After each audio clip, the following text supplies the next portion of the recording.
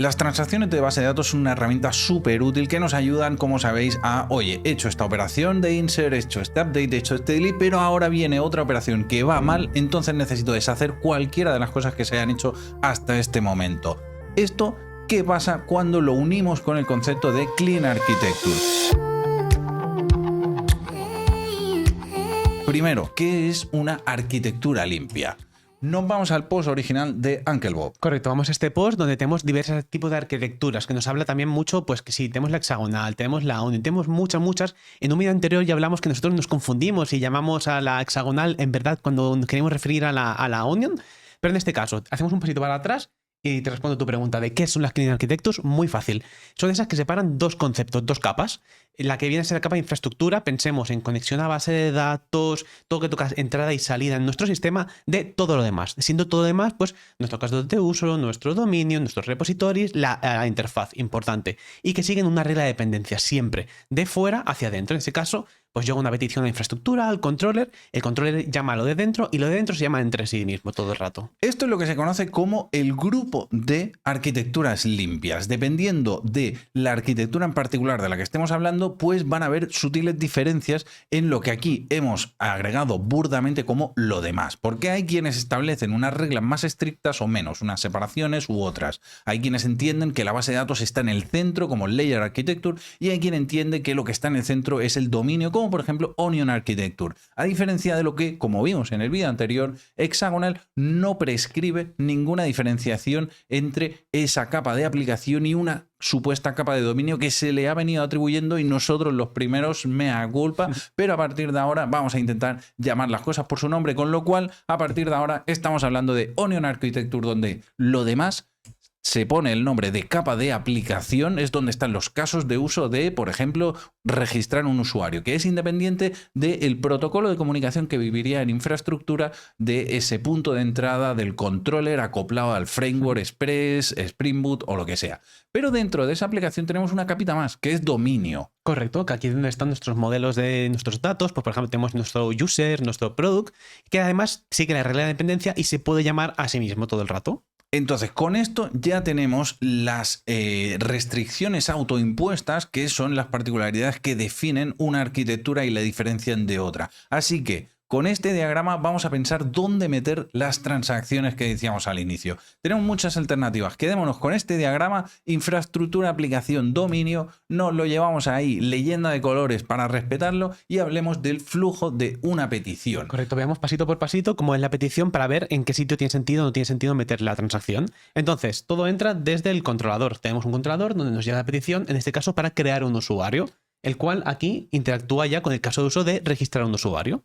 Aquí vemos cómo este caso de uso va a encapsular de forma atómica, es decir, de principio a fin, todos los efectos colaterales que tenga que implicar el hecho de registrar un usuario. Pues insertar en la base de datos o publicar un evento, cualquier cosa necesaria para registrar un usuario, la va a encapsular esto, y así lo vamos a poder estar reutilizando independientemente, como decíamos, del punto de entrada. Es decir, pues lo puedo llamar desde ese user put controller que responde al verbo put de una petición HTTP, o lo puedo llamar desde consola o cualquier otra cosa. Esto al final se va a comunicar con un repositorio, que es donde yo voy a estar interaccionando con la base de datos a través realmente de una interfaz. La interfaz es ese contrato que vive en dominio. Vemos que el código de color se respeta con la leyenda y esa interfaz se ve implementada en infraestructura. Correcto, se ve implementada en infraestructura, que es ahí donde tocamos entrada y salida todo el rato. Y ahora aquí si viene la pregunta, vale, tenemos aquí el flujo de petición, ¿dónde hacemos la transacción? Entonces, lo más clásico, lo primero que decimos, vale, la parte de las transacciones son algo de base de datos, son algo de infraestructura,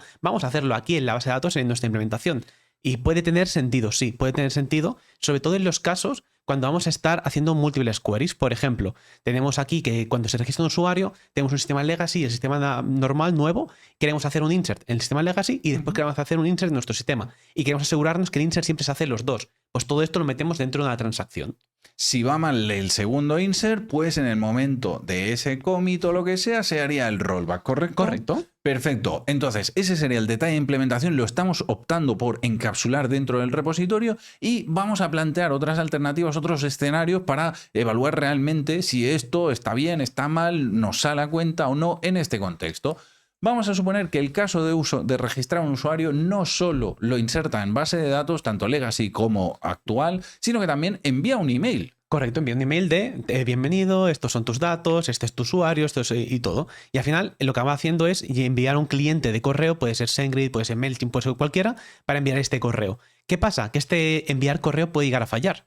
Y nosotros queremos que si falla el envío de correo, no creemos el usuario, le damos un error al usuario para que se vuelva a registrar otra vez. ¿Qué pasa en este momento? Que si la transacción la tenemos en el repositorio, aquí no nos enteramos, porque esto ha fallado, no podemos hacer rollback porque la transacción ya ha sido hecha antes, cuando hemos hecho insert en base de datos.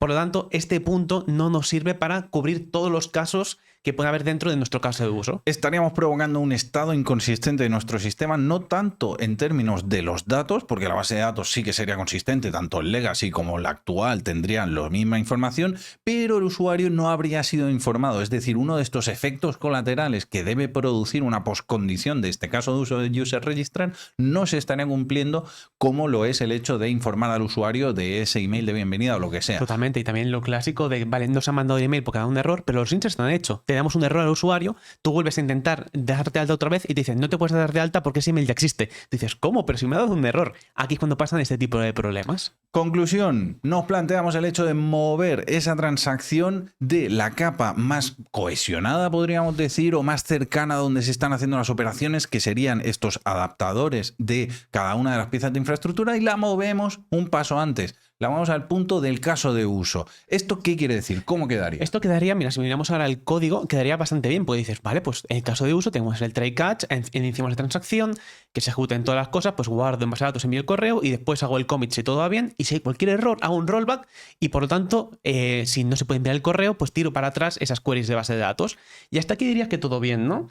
Pero aquí hay una discusión, un buen debate interno. Debate interno. Vamos a hablar, retomamos el grafiquito de las distintas capas que tenía nuestra arquitectura. Recordemos, infraestructura rosita, aplicación azulito más o menos y dominio amarillito. El caso es que en esta capa de aplicación que se ve representada a nivel de implementación con el ejemplo de este export class user registrar, estaríamos en ese circulito azul. Perfecto. ¿Qué pasa? Que aquí podríamos decir, ostras, pero tenemos una regla de dependencia que lo que hace es garantizar que si cambian las piezas más externas, si yo cambio la infraestructura, no tenga que cambiar las piezas más internas. El caso de uso no se entere de que yo, pues ahora ya no envío los emails con SendGrid, sino que los envío con Mandrill. ¿Por qué? Porque yo aquí, como se ve detrás, estoy utilizando algo que me inyectan por constructor, que es ese email sender.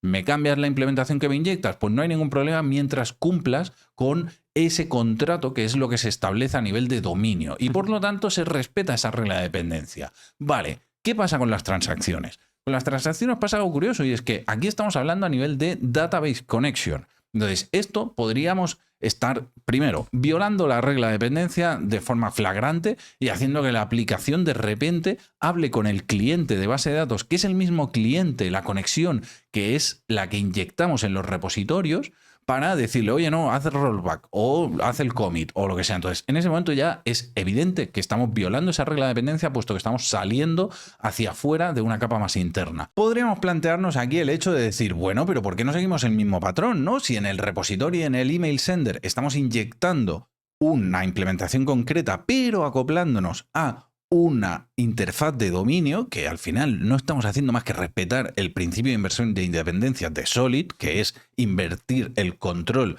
de quién define qué cosa se inyecta, pues porque no aplicamos el mismo patrón. Y aquí lo que inyectamos es esa database connection, que es una interfaz y que esto puedes tener en la implementación de MySQL o de cualquier otro. A eso parece que sea muy limpio, que era la solución, pero si nos paramos a pensar, estamos en nuestro código haciendo estos métodos de begin transaction, commit, rollback, que puede decir, vale, pero está en interfaz, sí, pero tenemos conocimiento de la implementación que hay por detrás de alguna forma. ¿Por qué? Porque sabemos que, quizás no sabemos que estamos usando MySQL o Postgres, pero sí que sabemos que estamos usando un motor de base de datos que permite transacciones. Por ejemplo, un Elasticsearch aquí no podría estar. ¿Por qué? Porque no tiene sentido. Y si tuviéramos una implementación de esto de Database Connection por Elasticsearch, porque nos obliga a tenerla, porque tenemos una implementación de Elasticsearch de nuestro repository, pues estos métodos estarían vacíos. Por lo tanto, tenemos un acoplamiento estructural con este código. Aquí la palabra clave es esa. Acoplamiento no directo de hago un import o un use de la otra clase, sino acoplamiento estructural de que yo implícitamente soy consciente de que detrás de ese repositorio, por mucho que lo haya abstraído en una capa de esa interfaz de dominio y tal, debajo se esconde una conexión a un sistema transaccional que estoy usando en mi capa de aplicación y que si cambia ese sistema o cualquier otra cosa, voy a tenerme que ir a modificar esa capa de aplicación y tener que tocar todos mis casos de uso. Con lo cual, parece una solución que tiene unos beneficios, como lo que hemos comentado. Hostia, encapsulamos todo de principio a fin, vale, perfecto. Pero también tiene unas contraprestaciones a nivel de mantenibilidad o a nivel de, ostras, ¿qué está pasando aquí con esto del acoplamiento estructural? Es cuestionable. Vamos a ver más alternativas. Totalmente. La siguiente, y esta no parece obvia, ¿eh? Por lo siguiente dirías, vale, pues nos vamos al controller. No, hay un punto medio. Las flechitas son un punto interesante que es, vale, el flujo entre el controller y el caso de uso. Puedo poner cosas, puedo poner middlewares en este caso. Pues puedo hacer una clase que decora este user registrar, que lo que hace es ejecutar todo dentro de una transacción y ahí lo tenemos.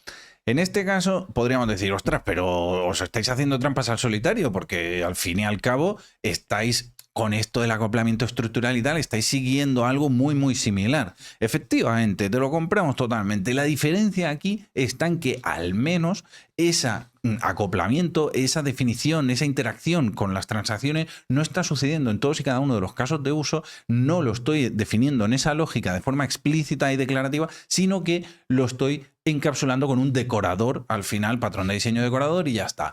Entonces, que encima es esta la capa de infraestructura, por lo tanto todo queda en infraestructura y no ensuciamos aplicación. Tenemos esos beneficios, contraprestaciones, vamos a seguir iterando. ¿Qué puede pasar aquí? Pues puede pasar que ese email sender no se envíe directamente de forma encapsulada por ese caso de uso, sino que quien lo coordine sea una capa que esté por encima. Por ejemplo, estaríamos hablando del controller o incluso de arquitecturas dirigidas por eventos o cosas similares. Entonces, sin llegar a complejizar tanto el ejemplo de, vale, pues esto publica un evento y lo recoge y tal, es decir, que ese user put controller haga un poco las de orquestación de, vale, pues ejecuto este caso de uso y ejecuto este otro. El día de mañana, cuando tengamos eventos, pues en vez de tener esa orquestación en controles, pues ya será de forma reactiva en base a esos publicadores y consumidores. Y es una forma muy elegante y limpia de hacerlo, versus tener un user registrar que va creciendo, creciendo, creciendo. No, casos de uso chiquitito que hacen una cosa, el controller ya orquesta todo y en un futuro, si tenemos eventos, pues ya lo sacaremos a que sea síncrono. Pero si no por ahora, pues lo dejamos aquí. Esto tiene el beneficio de que mientras tanto nosotros podemos estar teniendo nuestros tests de forma que su alcance, que el sujeto bajo test sea el que finalmente va a acabar siendo, que es el caso de uso. Entendemos la unidad como caso de uso y entonces el test es de registrar al usuario con las responsabilidades de ese caso de uso primario que tiene y no tiene que también tener inyectado y falseado en tiempo de test con test double todas las dependencias que puedan requerir esas acciones derivadas del caso de uso principal, como lo puede ser el enviar un email o cualquier otra acción que se deba ejecutar en nuestro sistema como consecuencia de registrar ese email. El problema aquí... El problema es el fueguecito, que si ahora vuelve a haber el fueguecito en lo que tenemos aquí de SendGrid, detrás nuestro, vale, dices, pues entonces lo que vamos a hacer es, porque sabemos que va a fallar de todas formas, pues le metemos otra capa aquí de por medio, ¿no? Como hacíamos otro decorador igual con el Email Center. No funciona. ¿Por qué? Pues son dos decoradores por separado. El primero ya se ha hecho el insert, ya se ha hecho el commit, si todo ha ido bien, ya una vez ya hecho el commit de la primera operación no podemos hacer un rollback. Por lo tanto, aquí no nos sirve. En este caso es cuando tenemos que mover un puntito más nuestra transacción y hacerla directamente en el controlador. Todo este tipo de cosas son las cosas que vamos a ver en el curso de diseño de infraestructura transacciones. Vamos a implementar con ejemplos concretos todas estas alternativas para ver realmente cuándo tiene sentido optar por una y otra, porque no es que haya una opción mala y otra buena, sino que dependiendo del contexto y lo que estemos buscando nos va a convenir más usar una cosa u otra. Así que nos vemos en el primer vídeo de la forma clásica implementar las transacciones en el repositorio. Nos vemos en pro.codely.com. Hasta ahora.